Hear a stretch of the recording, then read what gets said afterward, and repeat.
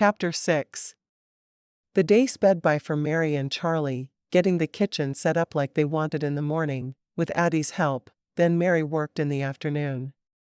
She knew it was a big deal to Clyde that she made new Christmas ornaments for all of them before they put a tree up, so she spent the day carving ornaments. For Joey, she made a small wooden soldier ornament, and she carefully painted his name on the bottom. For Addie, she made a doll, making a note to herself that the doll had to have red hair, the same color hair as Mary's own and her sister, Carol's. She wouldn't have time to paint that day, so she'd set the ornaments aside for Monday, when time would be more plentiful. For Clyde, she carefully carved a bison from pictures she'd seen in books back home. Never in her life had she seen a real live bison, because they just didn't roam the streets of Beckham. She thought she'd done a good job when she was finished, though. And for herself she made a small artist's palette. When she was finished with the 4, she realized that Charlie would be there for Christmas, and she didn't want her friend to feel left out, so she thought about her, wondering what she would like for her ornament. She decided to make her an ornament that sold well for her, a carving of Santa Claus. She worked for a little more than an hour on it, before looking up at a knock on her door. "Charlie said you've been up here all day." Clyde stood looking down at her, a half-smile on his face. "Oh, I'm so sorry. Once I start working, I forget that there are people counting on me." She set the ornament down. She was mostly done anyway. "I've been working on ornaments for the 2 of us and the children." "Did the pine blocks I had brought in work out for you?" "Yes, they were perfect." "I thought that was pine. I usually work with basswood, but the pine was perfect." "Did you get the kitchen set up like you wanted?" Mary rubbed the back of her neck, nodding tiredly. "The kitchen is set up. I still need to work some in the children's rooms, getting their things out and spread around. I'd like to make curtains for the children, and thick quilts. It seems to be colder here than it is in Massachusetts, though that might just be my perception of things. Do you have the supplies you need to make them?" She shook her head. "No, not yet. I'm hoping we can go into town on Monday and get what we need." "I assume the store's not open on Sunday?" She hated the idea of them both losing half a day of work to go into town, but she didn't see any other way. "No, it's not. I can ask Colin to let us go in and pick out the things you need to save a trip to town though. He'll do it. He's been my friend for years. Then we can do it while we're in town for church." That would be perfect. She didn't want to waste his time any more than she wanted to waste her own. "I'm starving. Did you think to feed me while you were up here making Christmas ornaments?" She made a face. "Charlie cooked. I'm sure it's ready." She left her workroom, but stopped and peeked into the baby's room first. He wasn't there. Charlie must have listened for him and took him down. She'd been so engrossed in her work, she hadn't even noticed. Charlie had fixed a hearty beef stew, and Mary sat with the baby while Charlie served it. "Thanks for agreeing to me staying," Charlie said softly to Clyde as she served his stew. He nodded at her. "Mary thinks you're perfect for the job." He didn't have to add that he didn't approve of his wife's choice, because it was written on his face. Once everyone had been served and a mountain of biscuits graced the middle of the table, Clyde said grace over the meal.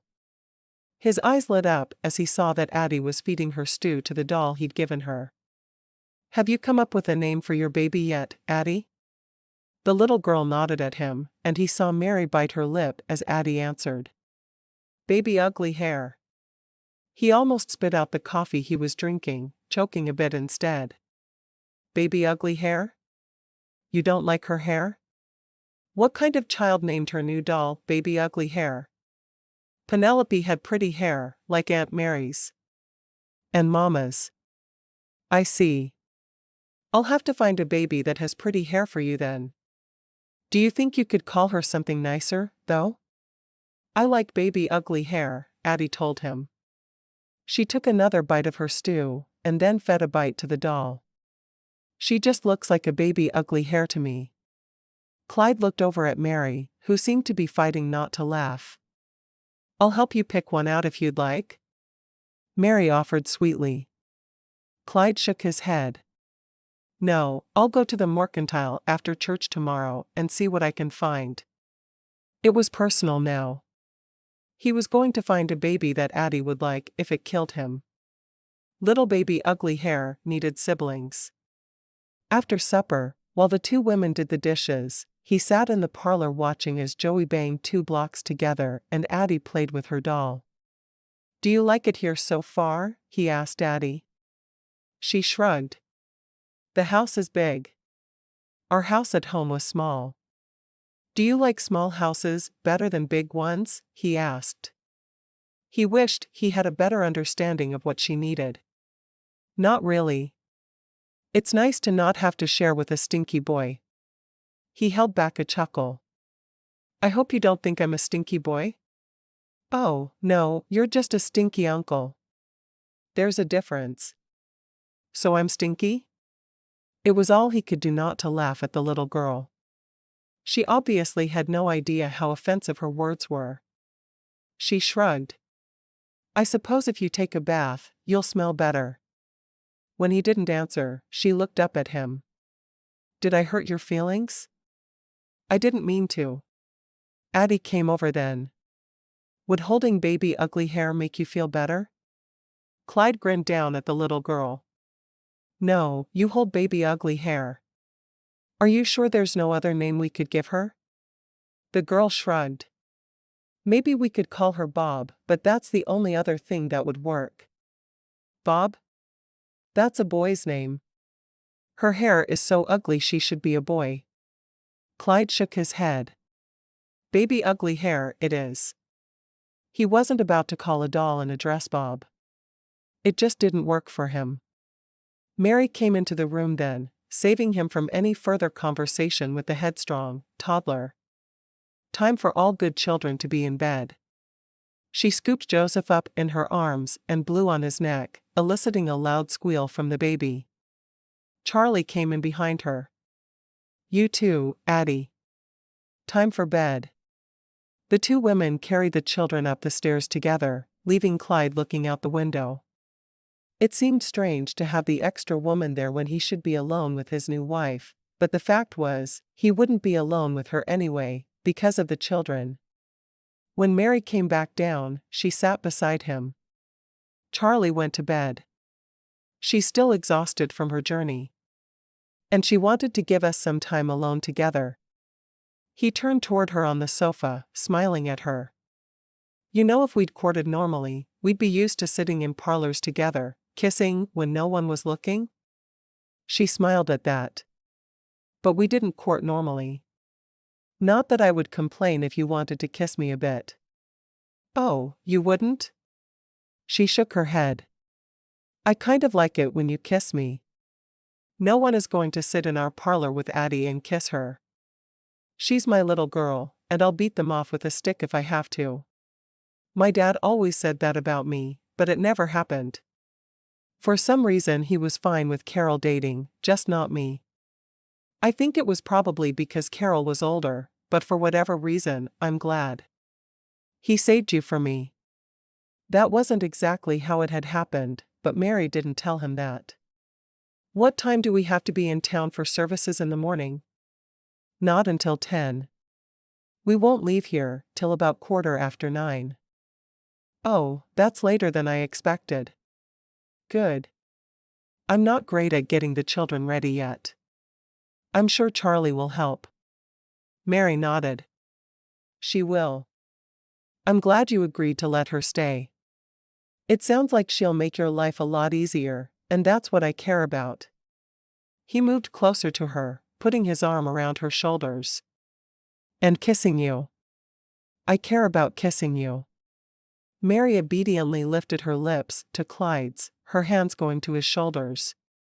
They'd had so little time alone together, and kissing hadn't happened much. After only 24 hours of marriage, it wasn't anything unusual, though. At least not in her mind. Clyde lowered his head and kissed her softly, one hand cupping her cheek. I'm glad you were the one to answer my letter. I can't imagine being married to anyone else. She sighed. I'm glad I did too. I feel like I'm not quite the wife you need yet, but I'm doing my best. We'll figure it all out together. He kissed her once more, quickly. You run up to bed, and I'll join you in 5 minutes. Mary hurried up the stairs to change, a smile on her lips. He was a gentleman, always thinking of her needs first. What more could she ask for? Asterisk. The schoolhouse was full the following morning, and although there were a few familiar faces, Mary felt like a bug in a glass. Several young cowboys approached her, hat in hand, introducing themselves, so they could in turn be introduced to Charlie. Mary did her best to remember to introduce her friend as Charlotte, knowing the male version of her name would be off-putting for some gentlemen. She was relieved when they could finally sit, and they could pay attention to the sermon. The pastor had a soothing voice that Mary found made her want to fall asleep. After the service was over, Mary and Clyde left the children in Charlie's capable hands and walked to the mercantile to do the shopping they needed to do. While Mary was picking out fabrics for curtains and quilts, Clyde stood looking at the dolls. There were 2 who had the same shade of red hair as his wife, but he called her over anyway. I need to make sure the hair color is right. Mary laughed. One of the dolls looked a great deal like Penelope had, but he'd said he didn't want help picking a doll out. It was his gift to Addie, so she simply stood and let him compare the doll's hair color to hers. This one then, he said, picking the doll that didn't look as much like Penelope. She bit her lip to keep from telling him that he should choose the other. I'm almost done picking out fabrics. Maybe I'll make a quilt for Baby Ugly Hair to match the one I make for Addie. Baby Ugly Hair isn't going to need a quilt, because Addie's going to love this baby the best, Clyde told her, striding confidently to the register. Thanks for opening up for us today, Colin. I know you don't like to do business on the Lord's Day. Colin just shrugged. I don't prefer to, but I see no reason for you two to have to make another trip into town tomorrow with a storm coming.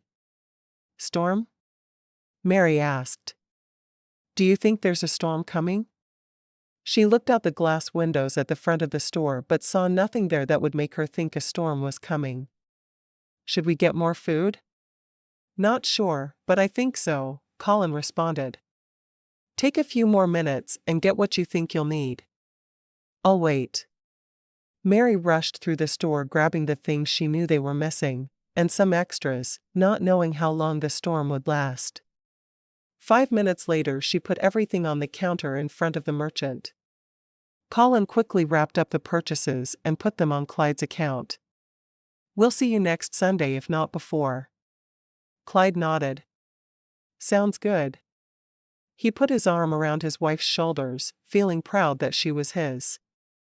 They walked past Mrs. Marjorie Black, and he met her eyes for the first time in 5 years, nodding at her. She may have moved on to another man, but he'd found another wife. One who suited him so much better than she ever could have. When they got to the sleigh, Charlie was standing holding Addie's hand, little Joey in her arms. There were men in a circle around her, talking to her and trying to get her attention. Charlie looked at Mary with wide eyes, and Mary smiled back.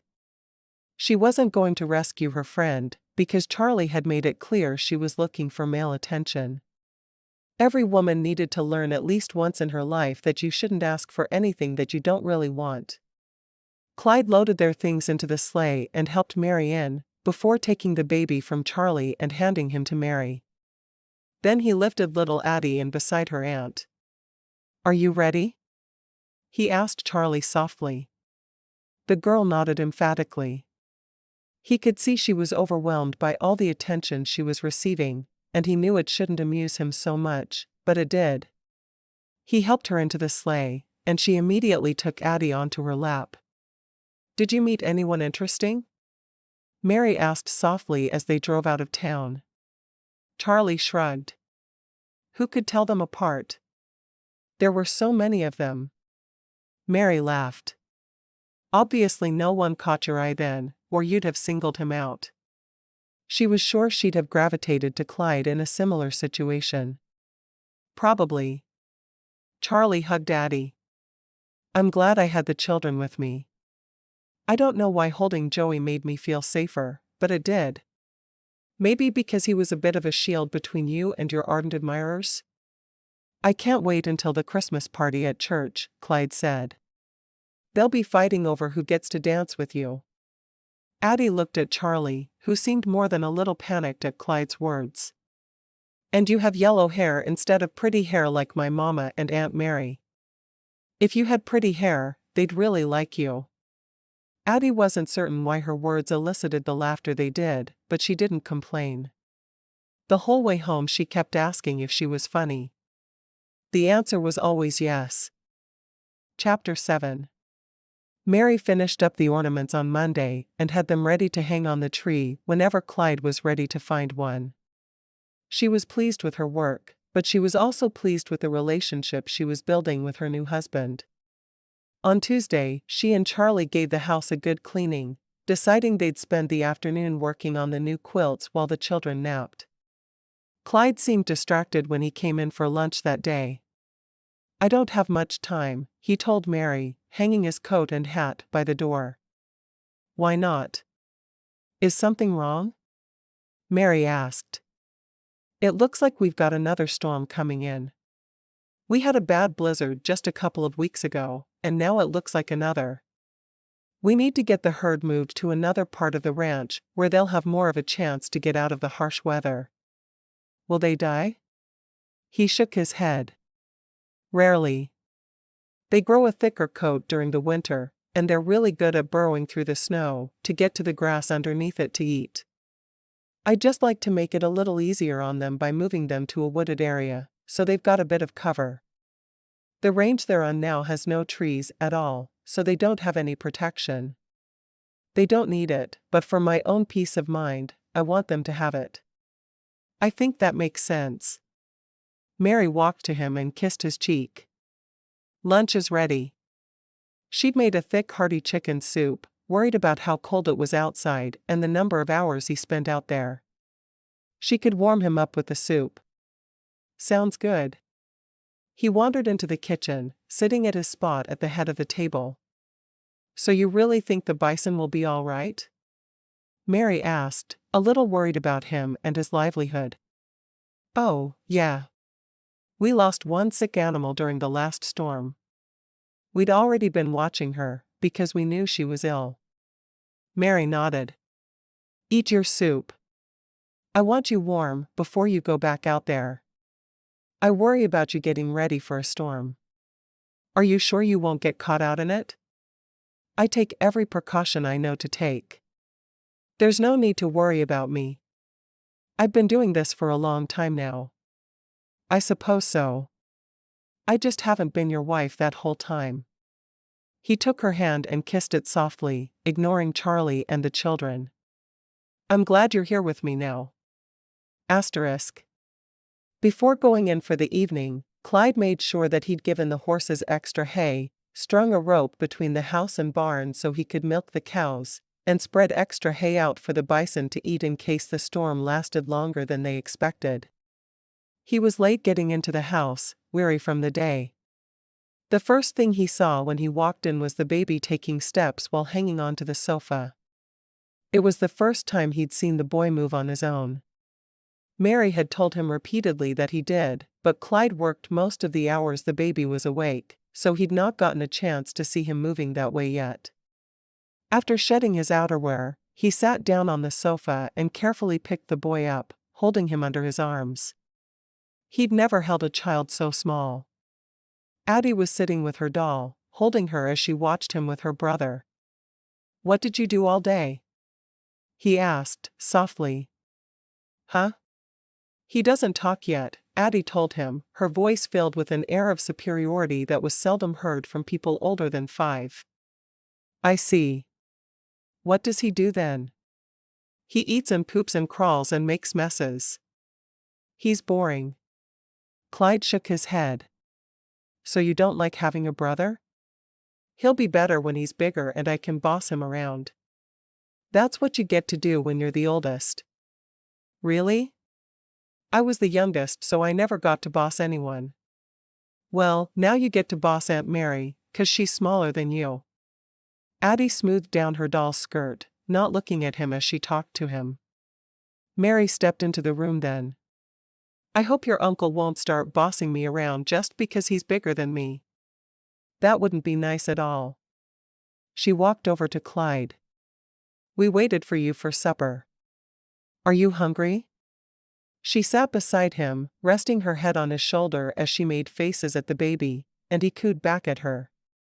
Starving. Clyde smiled at her, slipping an arm around her shoulders. Did you get a lot done today? She nodded. I made curtains for both of the children while Charlie worked on the quilts. I hope to get the curtains hung up tomorrow. You're not going to be able to work tomorrow, are you? He shook his head. No, I don't think so. The weather looks like it's going to be too bad. I might be wrong, but the animals were acting like something bad is coming, and Colin was sure there was a big storm brewing on Sunday. We'll plan to stay in then. What do you do when you can't work? He shrugged. I'm making some things for Christmas. During the last storm, I built your workshop. He looked at her. Do you like it? I know you've had the chance to work in it a bit. He was a little nervous about whether it was what she needed.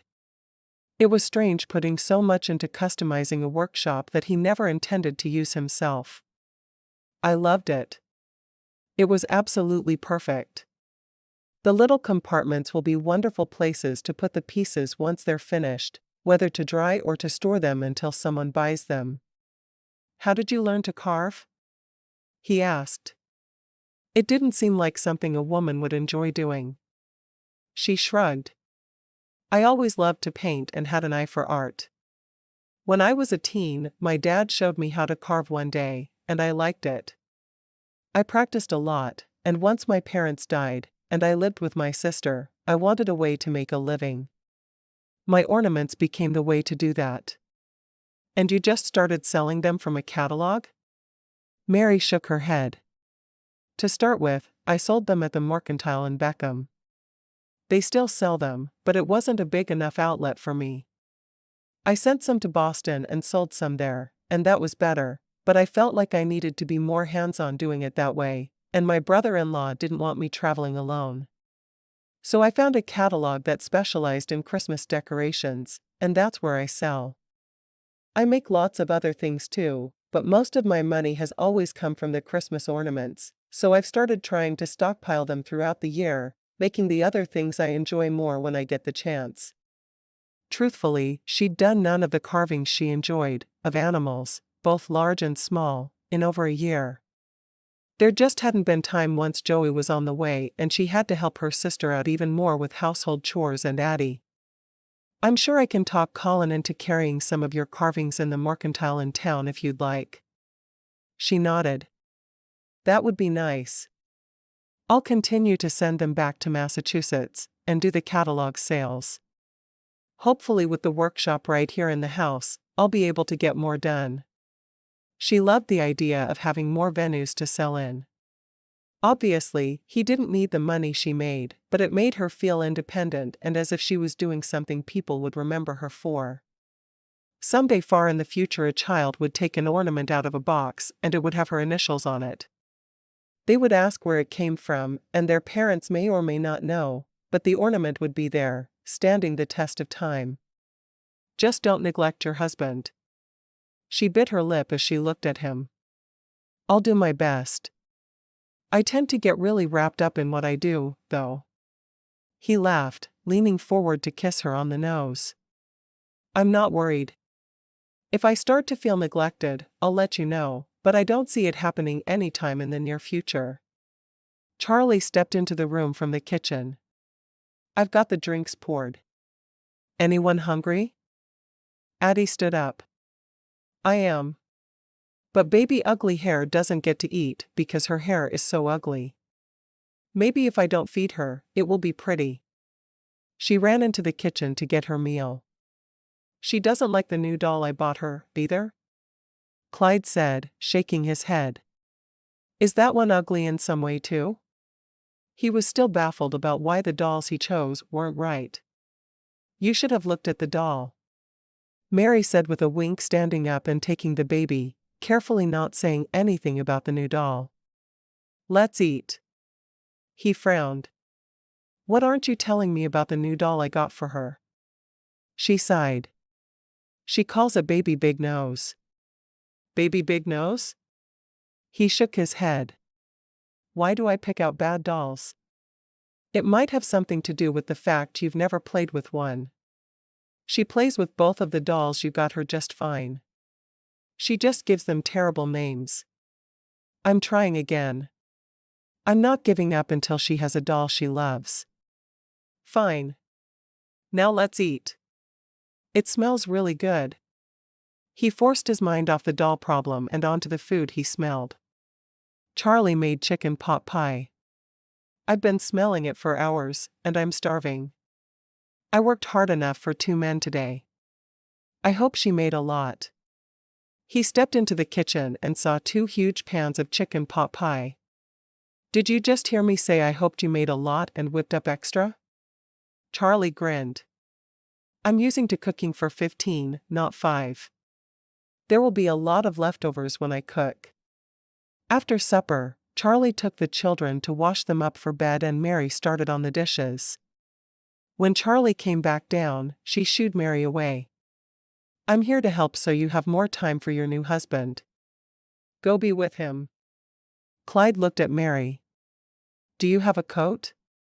She'd been wearing one when he met her, so she just looked at him for a moment, before walking to the hook where it was hanging and took it down. He took it from her, helping her into it, then slipped his own coat on. I love to be outside just before a storm hits, he said softly. There's a certain quality to the air, and you can smell the snow coming. Smell it? She asked, giving him a strange look. I know it sounds crazy, but sniff deeply. That smell is only in the air for a few hours before a snowstorm starts.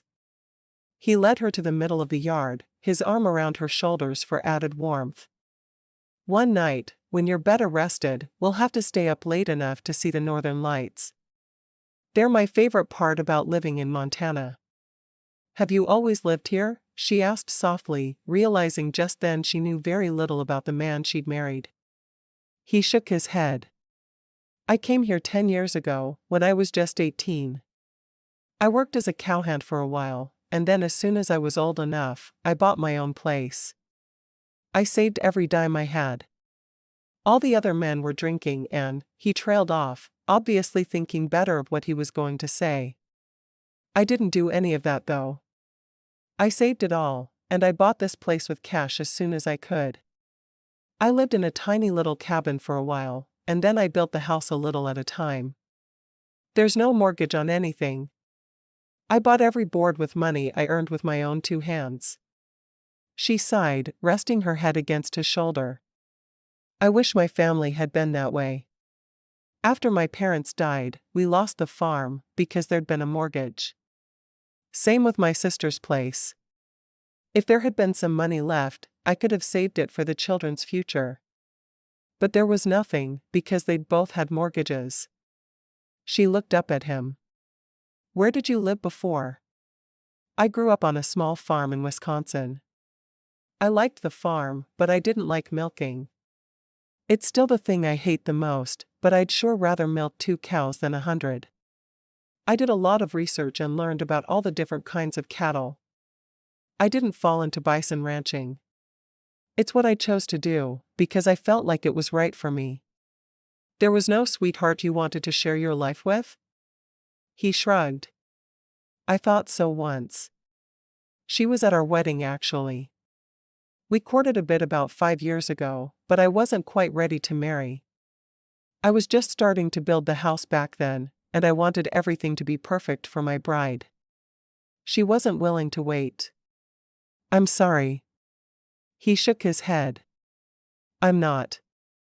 If she didn't have it in her to wait a few years for a man who would never betray her, then that's up to her.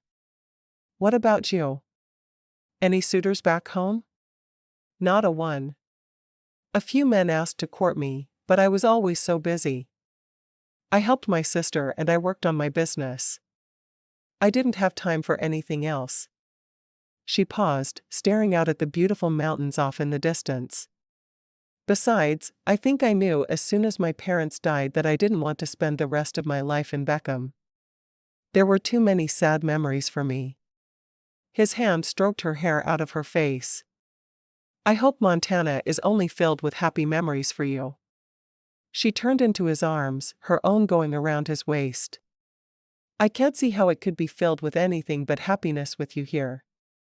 There's something awfully special about you, Clyde Bellman. I'm not sure I know what it is yet, but I feel like this is where I belong. He smiled and stroked her cheek. I promise you here and now, I will do my very best to make you and the children happy here. I already feel like they're mine. We're going to be a good family.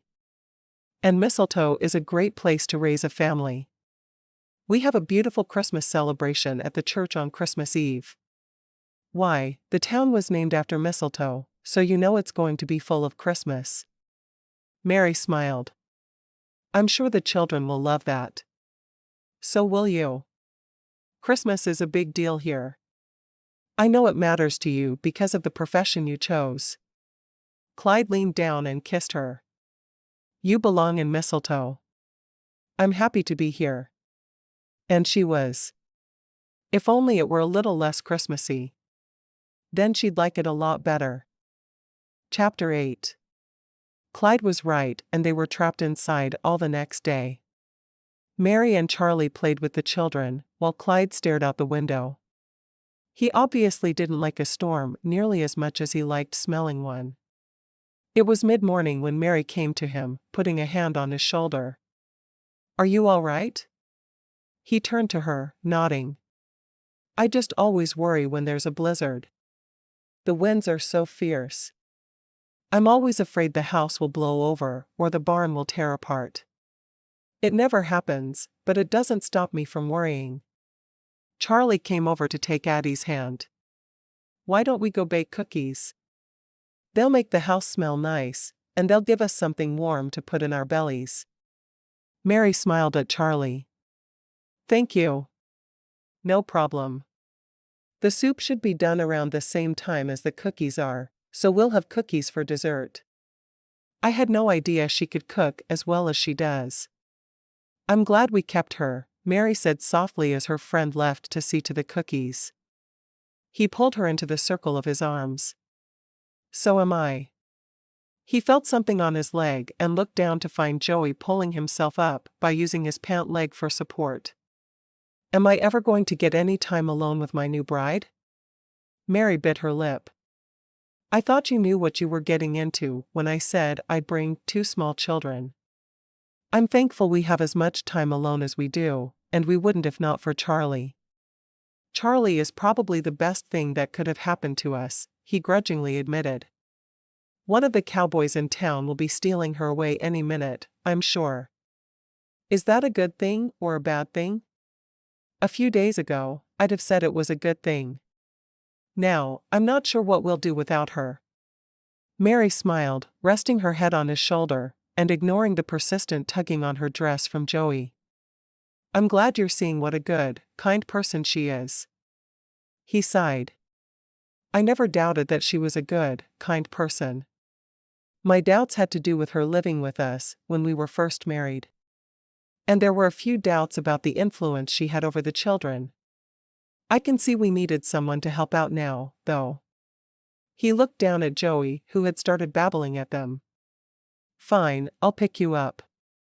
Your aunt is supposed to get all my attention, though. He scooped the baby into his arms and held him. Now what? Joey babbled incoherently, patting him on his cheek. Is that so? The little boy scrunched up his face and rested his forehead on Clyde's shoulder, obviously content to be held by the big man. Mary couldn't help but compare Clyde to Alfred, the children's father. Clyde was so much bigger than her brother-in-law had been. He was well over 6 feet, and he was dark, where Alfred had been light. Thank you for accepting the children, she said softly. Clyde frowned. Of course, I accept them. What else would I do? She shrugged. A lot of men would have tolerated them, but not taken them in as part of their families. You've made it very clear that both of them are yours now. They are mine. Nothing bad will happen to them with me there to watch over them. He frowned. Although this little one is smelling very ripe, I think it might be time for you to take him. Mary sighed. Of course. Diapers must be changed. She carried the little boy off to clean him up, leaving Clyde to stare out the window some more. Asterisk. It was 3 days before Clyde was able to return to work. He fretted the whole while, only leaving the house when it was time to do the milking. Every time he left, Mary stood at the door, waiting for him to return, worried about him. She was starting to care for him a great deal more than she'd imagined she would. When they woke to the snow no longer falling on Saturday morning, she was surprised by how quiet it was. I thought the winds would howl forever. He propped himself up on one elbow, looking down at her, his hand tracing her cheek. It always feels that way in the midst of a storm, and then when it dies down, it feels too quiet, as if something is missing. Will you work today? She asked, wrapping her arms around his waist. She didn't like the idea of him going out into the snow again.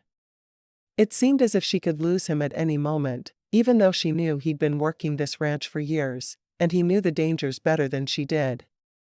He nodded. I need to go out and assess the damage.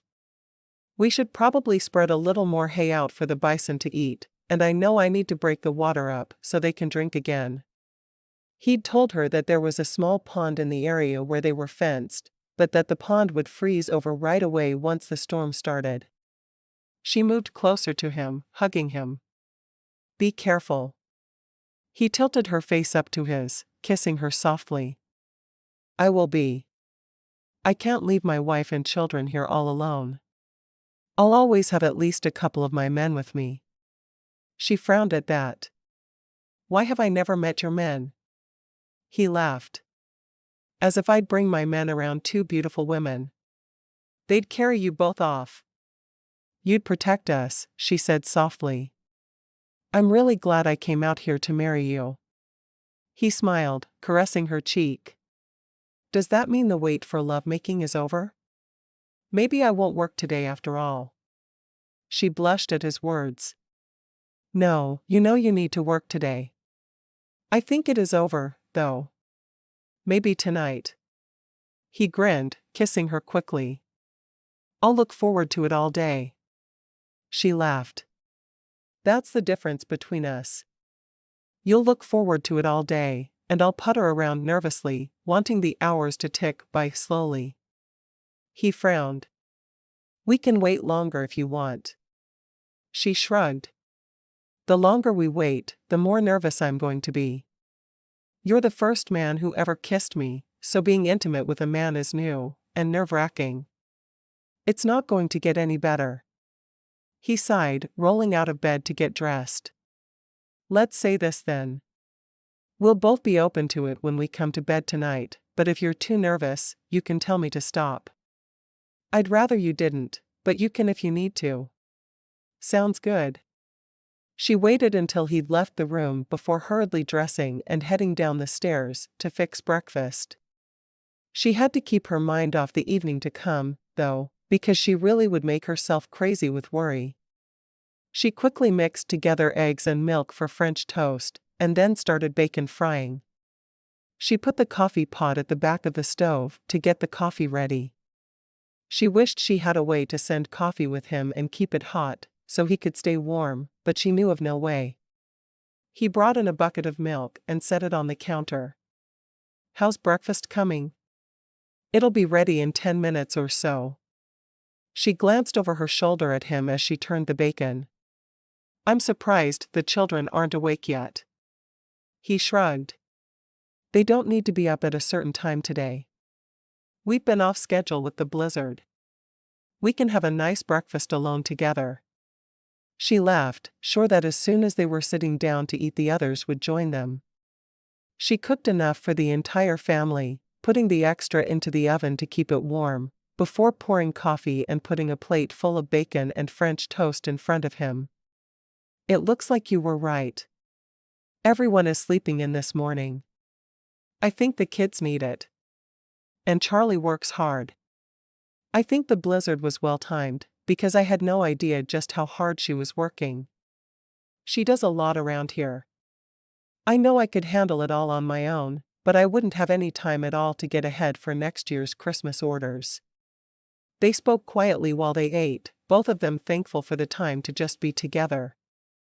When he finally stood to go out and start his day, she went to him, wrapped her arms around him and just held on. Be safe out there. He tilted her face up to him with one finger under her chin and kissed her softly. I'll do my best. Good. I don't need to be a widow before I'm ever really a bride, you know.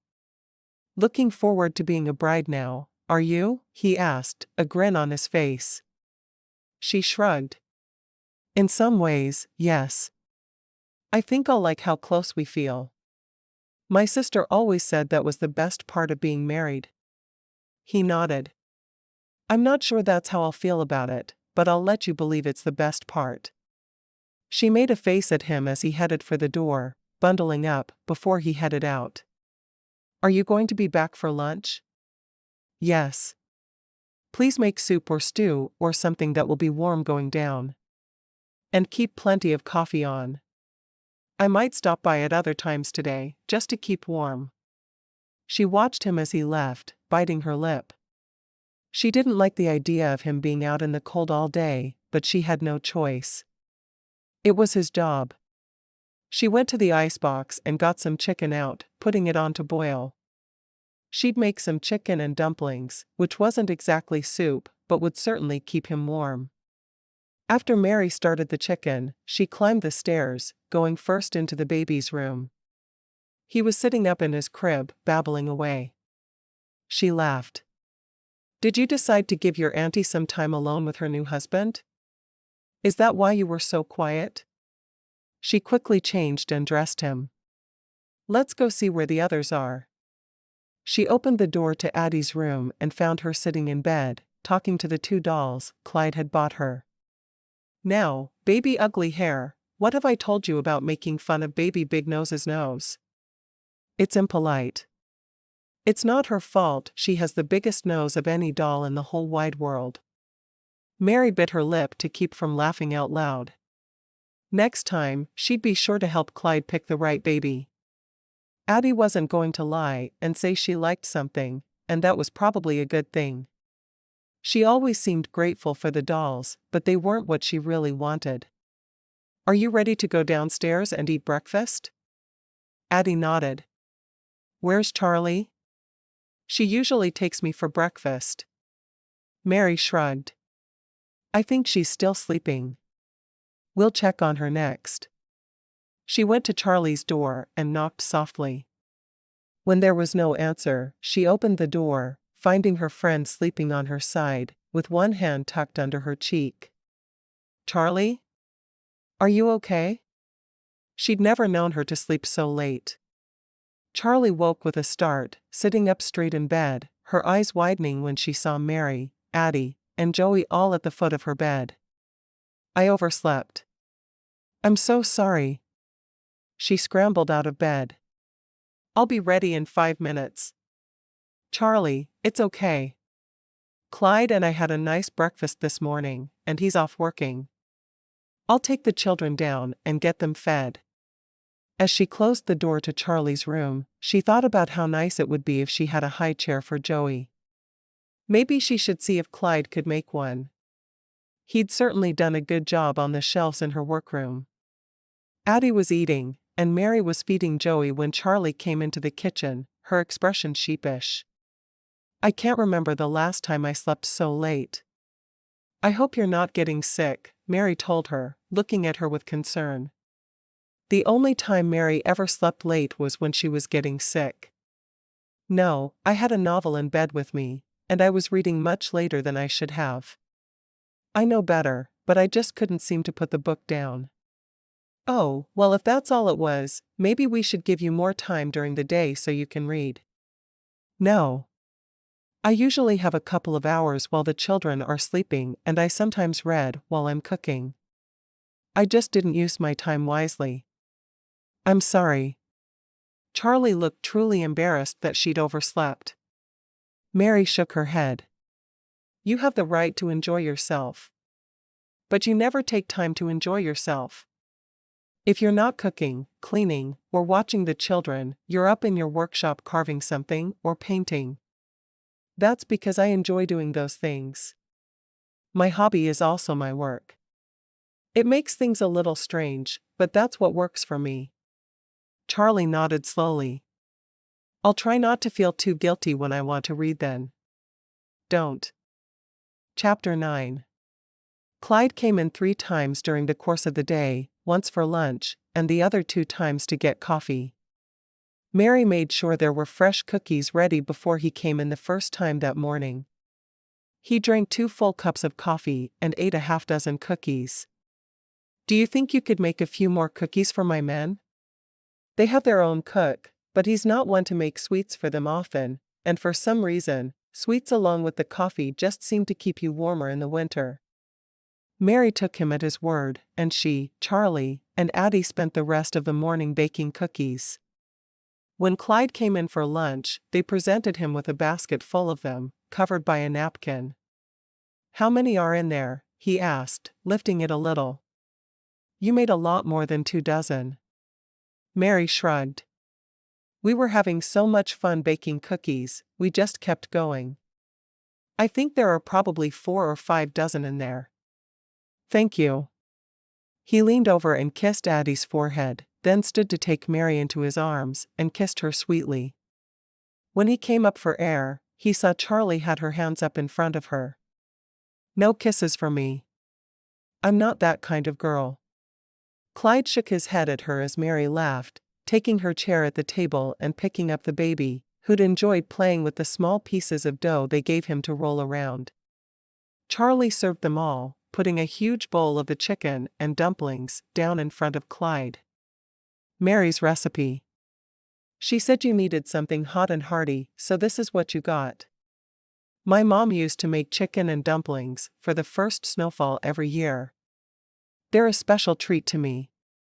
Clyde took a quick bite, closing his eyes as the flavor tickled his taste buds. This is wonderful. You have my permission to cook them any time you want. Mary laughed.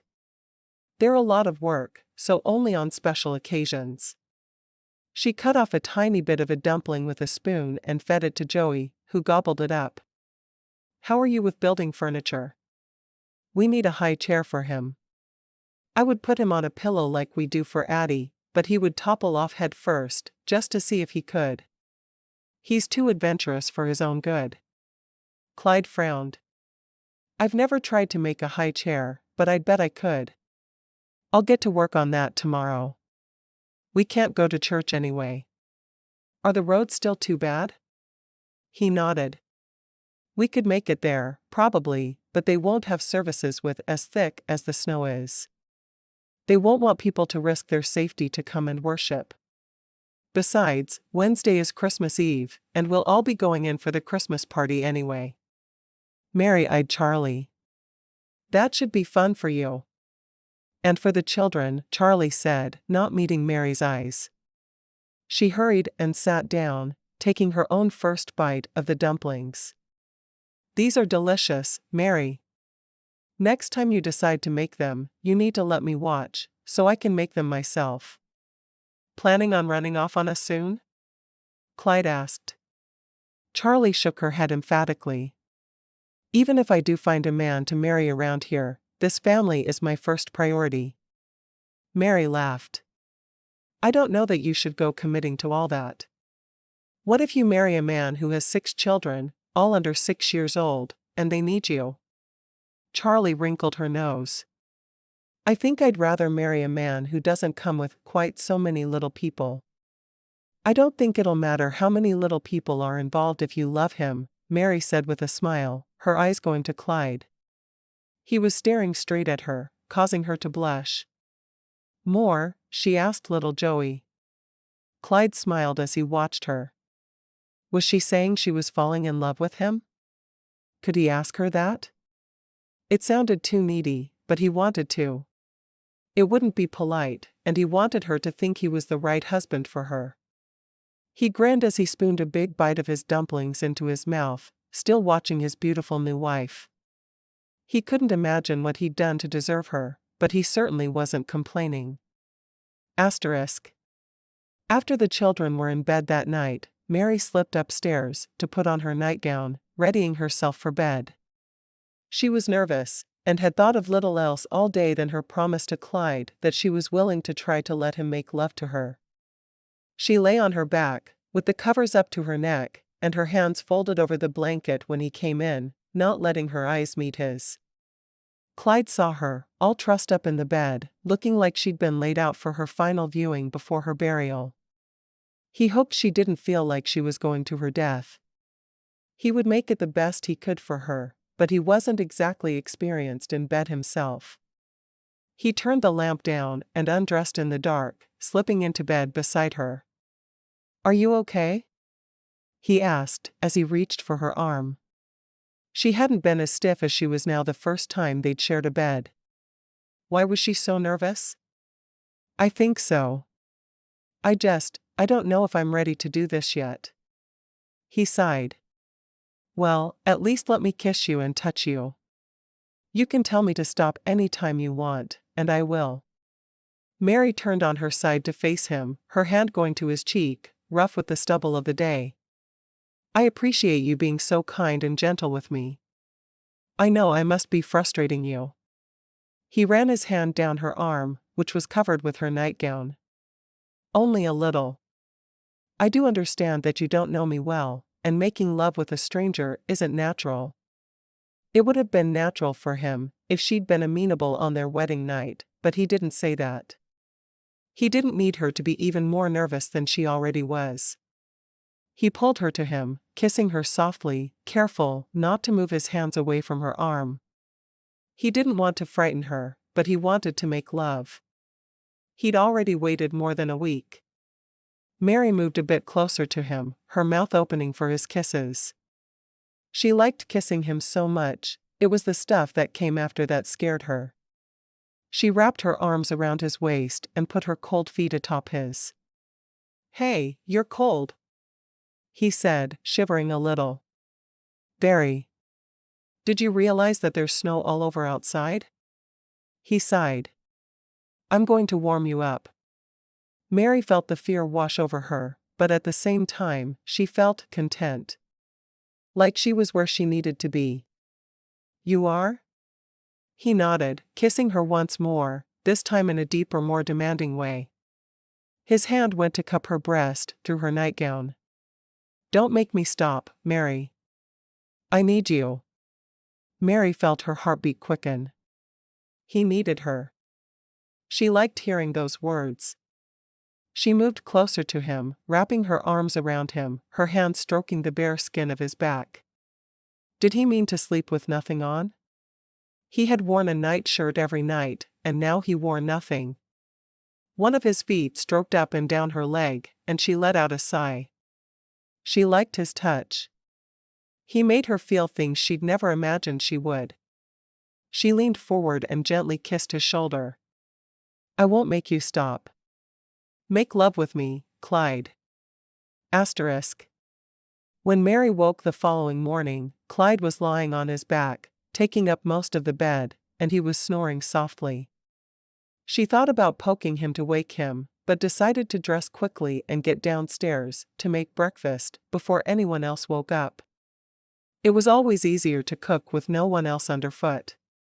Clyde woke as soon as she slipped from the bed, and he watched her dress in the pale morning light. It was just past dawn, and the room was still mostly dark.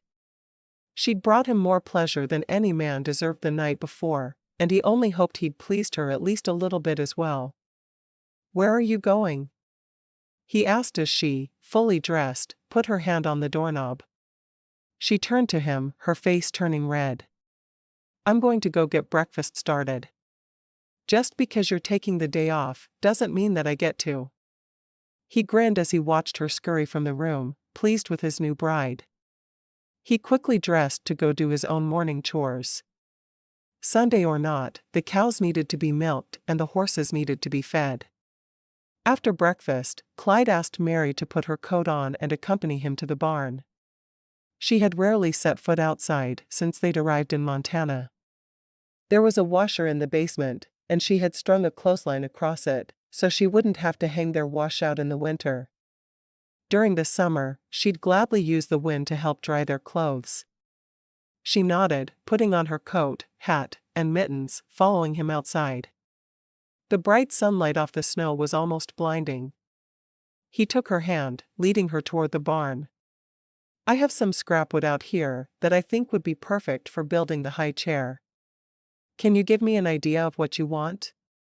Together, they made the plans for the high chair for the baby, and she watched him nail the first pieces of wood together. Thank you for being willing to do this. He dropped the wood, caught her hand, and pulled her to him, kissing her softly. Haven't you figured out yet that there's very little I wouldn't do for you? She sighed, resting her head against his shoulder. Thank you for being such a good husband to me. It's my job. He stroked her through her coat. I'm going to pick out a Christmas tree this afternoon. Do you want to go with me? She shook her head. No, that's all right. He frowned, hoping she'd be more excited about getting their house ready for the holiday. Why don't you and Charlie make some popcorn and string it for the tree then? She nodded. We can do that. The children will love it. Okay, you go work on that, while I finish up this chair, and go out to find a Christmas tree. By this time tomorrow, our house is going to look like Santa Claus himself came to decorate it. Mary just smiled, hurrying back into the house and starting the popcorn. She told Charlie what their task was, and her friend practically bounced with excitement. I love Christmas, don't you? Mary shook her head. Not particularly. What? But your job is making Christmas tree ornaments. How could you not love Christmas? Mary shrugged.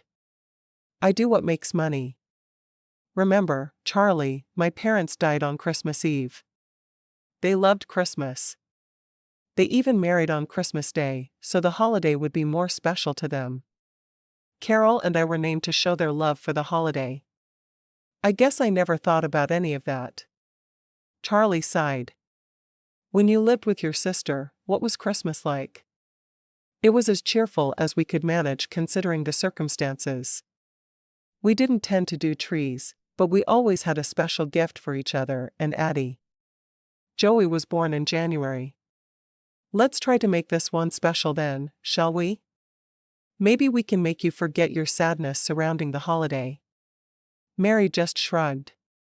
She was content in her hatred for Christmas. She didn't care if everyone around her bustled with happiness. That didn't mean she had to. When the popcorn was finished, she buttered a small amount for the children to share, and then she and Charlie sat on the sofa with the huge bowl between them, each with a needle and thread in hand. She didn't know how big the tree would be, but she knew her husband, and he seemed to go to extremes on everything, so she guessed it would be huge. By the time he came in for lunch, carrying the finished high chair, they'd already strung 2 large bowlfuls of popcorn. The children were buttery messes, and Joey quickly crawled toward Clyde when he came in. Clyde had taken time to spend with Joey during the blizzard, and the boy was warming up to him. Do you like your new chair? He asked, picking the baby up to see the seat. The chair looked like a normal chair with arms, but when pushed up to the table, Joey would be unable to escape, thanks to the small bar Clyde had built to go between the baby's legs. Joey patted Clyde on the chest, smiling and garbling unintelligibly. I think I'll take that as a yes, Clyde said, grinning. What's for lunch? Mary walked to him, standing on tiptoe, to kiss his cheek. You're always hungry. I just fed you a few hours ago. Clyde laughed. Joey and I are men, and men like to eat. Joey let out a squeal to show his agreement. Mary just shook her head as she led them into the kitchen where lunch waited on the stove. Charlie came behind them dragging the new chair. She took Joey and sat him down in the chair, pushing it close to the table. Mary looked over at them from where she was piling biscuits on a platter. "That's going to be perfect." "Thank you. I keep telling you." "I'll do anything for you," Clyde responded, taking his spot at the table. Chapter 10. Mary tried to be cheerful as they put up the tree later that evening. It was hard, but she wanted the children to enjoy Christmas the same way she had when she was a girl. They strung the popcorn around the tree and added the ornaments she'd made them. Addie had exclaimed over her tiny little doll, proclaiming she was as perfect as Penelope, and naming her after the doll she'd lost to the fire. Clyde had frowned at her ready acceptance of the tiny ornament when she kept rejecting the dolls he purchased for her. "So you like that doll?" Addie looked at him and nodded solemnly. "She's perfect." He promised himself he'd sneak down and borrow the doll so he could get one that looked as close to it as possible. He would get her the perfect doll for Christmas. It was easy for him to see what to get the children. More train cars would thrill Joey, and Addie just needed the right doll. He had no idea what to get his wife, though. After the children were in bed, both Charlie and Mary went back downstairs, but Mary was yawning behind her hand. "Why don't you go up to bed?" Clyde asked. "I'll be up in a minute or two." Mary nodded, climbing the stairs, leaving Clyde alone with Charlie.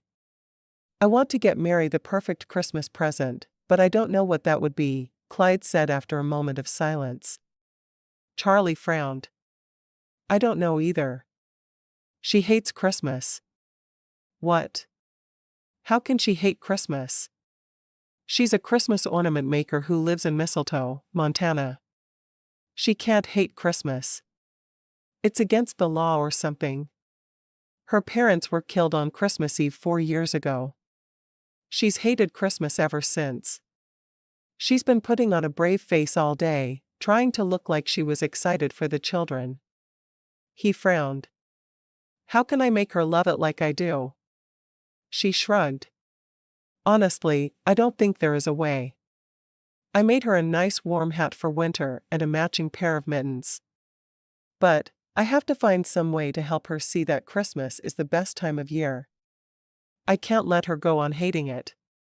Charlie got to her feet. "I wish I had ideas for you, but I don't. I tried to talk to her about it today, and I don't think she heard me at all." Clyde's brows drew together in concentration. Surely there was a way for her to fall in love with the holiday like he had. Mistletoe, Montana was all about Christmas, so if she was going to love it, there was no better place to learn how. When he climbed into bed with her a short while later, he pulled her close. "I picked out what I'm getting the children for Christmas, but I'm having a hard time deciding what to get you. Do you have any ideas?" "Don't worry about buying for me. I don't need anything." She rested her cheek against his shoulder. "Christmas is just like any other day for me." "But it shouldn't be. Christmas is all things that are magical and special in this world." She shrugged. "It's just another day. People are born, they get married, and they die. Just like every other day." He sighed, wondering how he was going to convince her. "I'm going into town tomorrow," he said, changing the subject. "It'll be safer for me to make the trip on my own. I need to get a few things." "That's nice." He kissed her, determined to get her out of the sad mood she seemed to have settled into. No wife of his was going to spend her life hating Christmas. He would find a way to show her the magic, no matter what it took. Asterisk. On Wednesday afternoon, when it was time to get ready for the drive into town for the Christmas Eve celebration, Mary was dragging her feet. Both of the children were ready, and Charlie had never looked prettier, but she had no desire to go. She had her dish to share all ready, and she put on her prettiest dress. Taking a deep breath, she went downstairs to join her family, putting on her coat and mittens for the long, cold ride to town. She and Charlie had baked potatoes to use as foot warmers, and she planned to gather the potatoes to eat later. Sure, their feet would be cold on the way home, but according to Clyde, they'd all be filled with the warmth and magic of Christmas by then. When they got into town, he parked the sleigh a little away from the church, because the street was busy. He carried the baby, proud to have a family this year. His arm stayed around Mary's shoulder as he led her to the most special celebration of the whole year. Mary felt out of place as she looked around her at all the people, very few of whom she recognized from her 2 prior meetings of people in town. Mrs. Murphy came over and took her coat, hugging her. "I hope you're enjoying mistletoe. You married one of our most special men." Mary smiled at that. "I did marry a pretty wonderful man. I can't believe it wasn't even 2 weeks ago that we got to town." Charlie smiled and nodded at Mrs. Murphy. "It's good to see you again. Why, I thought you'd be back in Massachusetts for the holiday." "I decided to stay. I'm going to be helping Mary out, since she has her own business." Mrs. Murphy smiled at Mary. "I had no idea you had a business." Mary handed Charlie the dish she'd brought and reached into the small purse she carried over one arm. She pulled out a small wrapped gift and handed it to Mrs. Murphy. "I brought you this to thank you for helping us out when we first got to town. It's something I made." Mrs. Murphy opened it, quickly exclaiming over it. "Oh, this is beautiful. Where did you learn to make something so exquisite?" Mary smiled as she looked at which ornament Mrs. Murphy had unwrapped. She'd brought several to give to others, but she hadn't labeled them in any way. "My father taught me to carve when I was a teenager, and I've been painting since I was a small child. This is wonderful. You should sell them at our store." Clyde said he was going to talk to Colin about that. "I've been selling them at a store back home, and through a catalog for 3 years now." Mary saw a couple of other people standing, waiting to be introduced to her. She put on her best smile and turned. "Mary, I want you to meet Everly Walsh. She's a newspaper woman." Mary smiled and nodded. "You don't hear about many women in your business. Do you enjoy what you do?" "Very much." A man came over, taking Everly's arm and leading her away. Mary wondered who he was, but she wasn't about to ask. She didn't know enough people there yet to ask too many questions. "Oh, Mary. I want you to meet Dr. Shannon Callahan as well. She's just saved our town from an epidemic of measles." "Measles? I had no idea. Is it gone now? Should I take my children home?" Mary felt slightly panicked at the idea of Joey contracting measles. He was still a little too thin, and she didn't know if he'd survive it. She knew Addie would probably be fine, but it always surprised her which children were taken by the disease. The doctor shook her head, a sweet smile on her face. "It's gone. The last of the children are better now." "Oh, I'm so glad to hear it. It's good that you were here." A man with a star on his shirt approached and offered his arm to the doctor, and they both walked away, gazing into one another's eyes. Mary smiled after them. The way Dr. Callahan was looking at the sheriff was exactly how she felt about her Clyde. Clyde walked up behind her and slipped his arm around her shoulders. "The pastor's about to pray, then everyone's going to eat. I thought you'd prefer to be with family." Mary realized she'd lost Charlie to a small group of cowboys again. The other girl was clutching Addie to her as if she was a lifeline. "I'm going to go get Addie, and then we'll all sit together." In the pew in front of them during the meal was a young couple, strangers to even Clyde. "You should introduce yourself. They're new in town too," he coaxed. Mary made a face, feeling like an idiot as she interrupted the giggling couple, who obviously only wanted to be with each other. "Hi, my husband said you're new in town too. I'm Mary Bellman." It was the first time she'd said the new name, and it felt strange on her tongue. I arrived in town less than 2 weeks ago. I'm Miranda, and this is my fiancé, Randall. We're going to open a restaurant together." Miranda grinned at the man beside her, as if the words were some sort of inside joke. "That sounds wonderful. I'm sure my family and I will eat there." Mary looked at Clyde as if to say, "Happy now?" He just smiled at her and shoveled a bite of food into Joey's mouth. As they drove back toward the ranch a couple of hours later, Mary teased Charlie about all the men who had surrounded her all evening. "Did you have a good time? Fall in love with anyone?" Charlie wrinkled her nose. "Not yet. I'm sure there's someone here for me though. There are so many men." She sighed. "I keep forgetting to introduce myself as Charlotte." Mary laughed. "You've been Charlie for a whole lot of years." "That makes sense to me." She rested her head against Clyde's shoulder as they drove. "I just realized you put bells on the sleigh. They sound nice." Addie snuggled against Charlie. "I'm sleepy. Are we home yet?" "A few more minutes." Mary hated that the children were out in the cold night air, especially after finding out there had recently been measles in their small town. "Do you want to open presents tonight, or wait till morning?" he asked. Mary frowned. "We're supposed to open presents on Christmas morning." It was the way her family had always done it, and the way every family she knew had done things. He lowered his voice and spoke softly so only she could hear, despite the crowded confines of the sleigh. "Go in and get the children ready for bed, but give me 10 minutes alone downstairs. Then bring them back down. I'll be ready then. We're going to celebrate tonight, rather than waiting. We need our own traditions." "I can do that." As soon as they were home, she took the children upstairs, watching as he called Charlie over. Obviously Charlie was involved with whatever he had planned, so she took the children upstairs to get them ready on her own. When both were in their nightclothes, she called down the stairs. "We're coming down." She carried the baby and let Addie go down the stairs in front of her, slowly and carefully. When they reached the bottom, there were candles on the tree, lighting it up as if from within.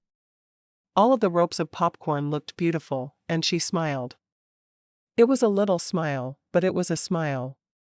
There were presents all under the tree, and Mary leaned down to put Joey on his feet as she sat down on the floor with her legs crossed in front of her. She knew Charlie had known where her presents, to the others, had been hidden, and she could see her friend had gotten them and put them amid the other presents. Clyde grinned, his face lit up like a toddler's with excitement. He obviously loved Christmas. Getting down on his knees, he fished under the tree and pulled out a box, pushing it toward Addie, and another that he pushed to Joey. With Mary's help, Joey unwrapped his present first, finding many more train cars. There was a simple hook at the front and back of each car that would enable them to be strung together to make a long train. Joey picked up one of the cars in each hand and banged them together enthusiastically. Mary's eyes met Clyde's, and she smiled, mouthing the words, "Thank you." There weren't a lot of men who would take on two young children who he'd never met and make them such an important part of his life. She looked over to where Addie was slowly opening a gift. Mary knew it was another doll, and she said a silent prayer that he'd managed to get the right one this time. She wasn't sure if he could handle a baby pigeon toes. Addie opened the box, and she picked up the doll, hugging it to her. It was the one Mary had thought he should buy the last time. She looked just like little Penelope. "I'm going to call her Carol. She's beautiful, just like my mama." Mary felt tears sting her eyes as she thought of her sister, lost to her children forever. She wanted to rage at the universe that everything was unfair. All she wanted was one more day with her sister to tell her she'd take good care of her babies. One more day with her parents to ask them what she was supposed to do without them. But she'd never have either. Mary pulled out the gifts she'd made for the children, giving Joey his first. She couldn't say anything, because her throat was too tight for words. She helped Joey open his present, and laughed when he hugged the little yellow carved duck to himself. She wasn't sure why she'd made a duckling, but it had seemed to suit him in her mind, so she'd made it happen. Clyde laughed at the little duck. "Do you like it? Aunt Mary made that for you." Joey responded with some of his gibberish words, but nobody minded. Addie opened her gift. "I hope I get a duck too," she said, digging into the box. Mary was nervous for a moment as the little girl pulled out her quilt and held it up. "It's the perfect size for Carol." She jumped up and ran at her aunt, hugging her tight. "It's just right." "Thank you, Aunt Mary." "You're welcome. This is the best Christmas ever." Charlie pulled 2 more presents out, giving them to the children. Her gifts didn't make the children quite as excited. She'd made them each mittens and snow hats. Clyde took the baby from Mary. "I'm taking this one up to bed." He looked at Mary. "You get the girl child." Mary laughed, standing up and taking Addie's hand. They'd never put the children to bed together before, and Clyde was unsure of the routine, so he stood back and watched as Mary kissed the children and tucked them in soundly. "Sleep sweet," she whispered to each of them as she left their rooms. "Now I want to give you my present," Clyde said softly. Mary looked at him with surprise.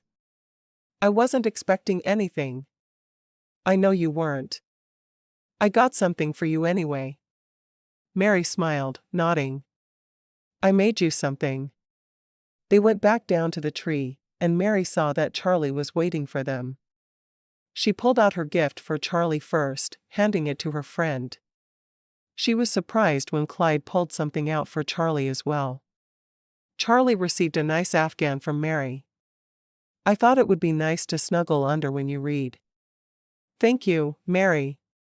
From Clyde, she got a small bookshelf. "I thought you'd like to have something to put your books on. Mary told me that you like to read." "Thank you both." Charlie smiled, obviously content. "Are you missing your family?" Mary asked. Charlie laughed. "Are you kidding? Now that I'm too old to be part of the demon horde, I'm their favorite victim." She stood up, lifting the bookshelf with one hand and tucking her Afghan under her arm. "I'll leave you too." "Do you want me to carry that?" Clyde offered. "No. It's light. Good night and Merry Christmas." "Merry Christmas," Clyde echoed before turning to his bride. Addie liked her doll this time. Mary smiled. She loved it, or it wouldn't have her mother's name. It would be Baby Stupid Face or something. He shook his head. "She's creative with names when she doesn't like a doll, isn't she?" "Very." She reached under the tree and pulled out the package she'd wrapped for him. "I made this. I hope you like it." She pushed it toward him, biting her lip. She wanted him to like it, but she wasn't sure he would. He opened the box carefully, uncertain what she would have had time to make for him in the short time they'd known one another. Inside the box was something wrapped in brown paper. He peeled back the paper to find a buffalo, carved from wood, and meticulously painted. It was like nothing he'd ever seen. The tiny ornaments she'd made had been detailed and good, but this was beautiful. "I love it." "Thank you." He leaned toward her, kissing her softly. "I don't know where you found the time." She shrugged. "I worked on it during nap time mostly." He pulled something from beneath the tree for her, hoping it would mean what he thought it would. He put it between them, watching her face as she opened it. Inside the box was a set of carving tools, much more expensive than she'd ever been able to afford, but underneath was a tiny little baby blanket. She looked at him. "2 things?" He nodded. "I wanted you to know that I accept you for whoever you want to be. If you want to have children and raise them without working, that's fine. If you want to continue working and get help with the children, that's fine. Whoever you want to be, that's who I love." She bit her lip, staring into his face. Wait, you love me? He chuckled softly. I think I fell in love with you the first time I saw you, standing on that train platform looking alone and lost. How could I look alone with a baby in my arms? No idea, but you managed it. He cupped her cheek in his hand. I hope you like the gifts. She nodded, a tear coming to her eye. More important than the gifts were the words. I love you. I hope you know that. He smiled. I hoped so. I wasn't sure, though. Of course, I do. I love how kind and caring you are. I hope you'll treat our children as well as you treat our niece and nephew. So, do you hate Christmas any less? He asked, his face full of hope. She shrugged. Maybe a little. I have a feeling that spending the holidays with you will make the hatred eventually go away. But you don't love Christmas? He asked, disappointed. I love you. It'll grow on me, I'm sure. It felt better this year than it has in a long time. Does that satisfy you? I guess it'll have to. He pulled her close. Next year, we'll get a tree that's even bigger, and we'll have more ornaments for it. Then you'll love it like I do. Am I expected to carve all these ornaments? He shrugged. Well, I don't know how to do it. She laughed softly.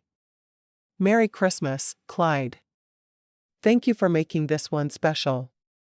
He sighed contentedly, pulling her closer. Thank you for making mine full of the sounds of children and laughter. They sat and watched as the candles continued to burn on the branches of the tree, the night truly magical for both of them. They'd found love. What was more magical than Christmas with the people they loved?